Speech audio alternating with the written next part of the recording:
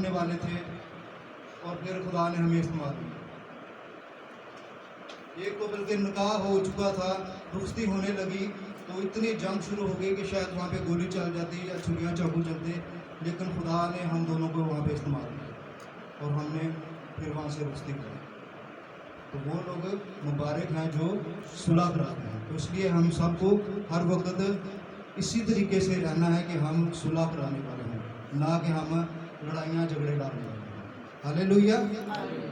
और फिर लिखा है कि मुबारक हैं वो जो रास्तबाजी के सबब से सताए गए हैं, क्योंकि आसमान की बादशाही उन्हीं की है।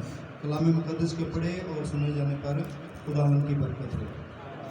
आज जो मेरा टॉपिक है वो है रास्तबाजी और आसमान की बादशाही। रास्तबाजी और आसमान की बादशाही। तो रास्तबाजी का जो मतलब है वो है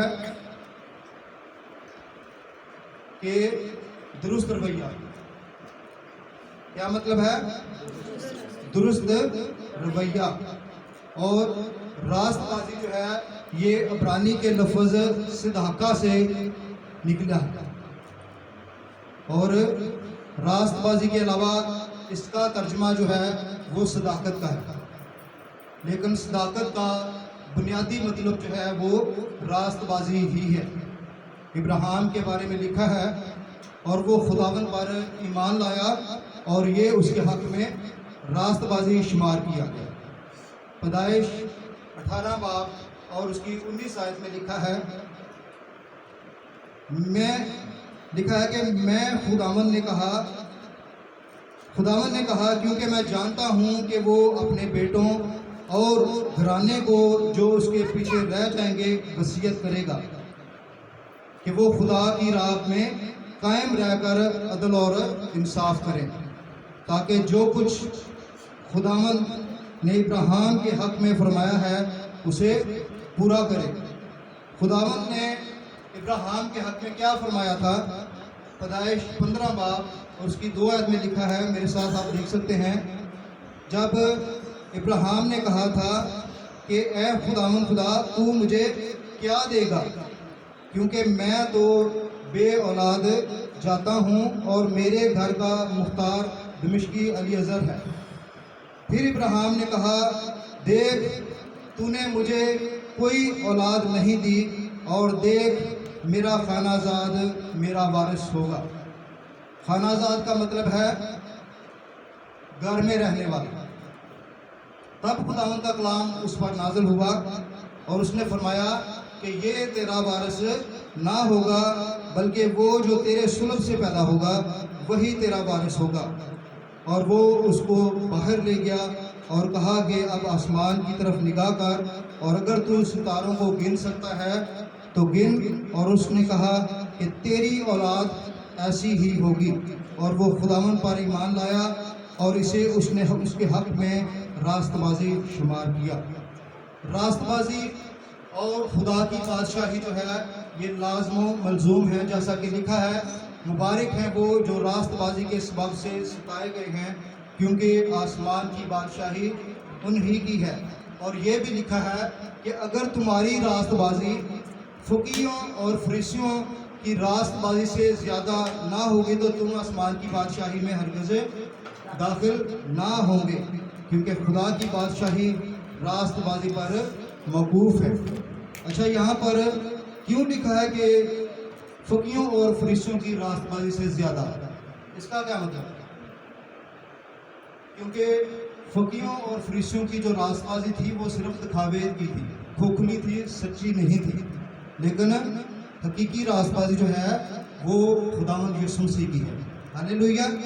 इसको कहते हैं डबल इम्प्यूटेशन, यानी मसीह की राइटियसनेस जो है वो गुनाहगारों में आ जाती है और गुनाहगारों के गुनाह जो है वो खुदावंद यीशु मसीह अपने ऊपर ले लेता है। हालेलुया।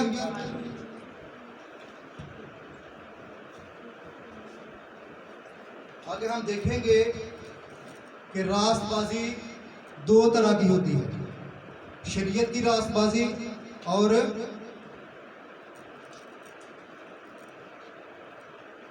ایمان کی راست بازی. ہاللیلویا. شریعت کی راست بازی سے مراد ہے کہ شریعت کے اعمال کی راست بازی، یعنی جب انسان یہ سوچ بنا لے کہ شریعت کے سب اصول پورے کرنے سے اسے راست بازی حاصل ہوگی. مگر یاد رکھیں کہ اچھے اعمال کسی بندے کو راست باز نہیں بنا سکتے، کیونکہ عمل کرنے والے کبھی نہ کبھی کوئی ایسی غلطی ضرور کر لیتے ہیں.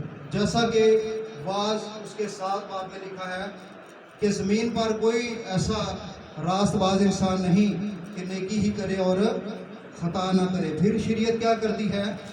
شریعت یہ کرتی ہے کہ وہ ایسے خطا کار کو راست باز کہنے کی بجائے مجرم قرار دیتی ہے.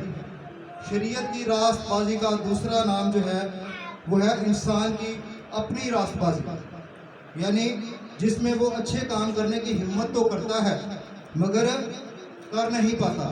یسایہ 46 باب میں لکھا ہے کہ ہماری تمام راست بازی ناپاک لباس کی مانند ہے. اور دوسری راست بازی جو ہے وہ ہے ایمان کی راست بازی. یہ راست بازی سب ایمانداروں کو کے کاموں سے نہیں بلکہ ایمان سے حاصل ہوتی ہے. اس راست بازی کی خوبی یہ ہے کہ یہ ایمان پر مبنی ہے، اس کو شریعت سے کوئی واسطہ نہیں، اعمال سے، اور نہ ہی یہ اعمال سے ملتی ہے، جیسا کہ غلطیوں 3 باب اس کی 12 آیت میں لکھا ہے کہ شریعت کو ایمان سے کچھ واسطہ نہیں. ایمان کی راست بازی کا دوسرا نام جو ہے وہ ہے خدا کی راست بازی. اسے یسوع مسیح کی راست بازی بھی کہا جاتا ہے. اسے خدا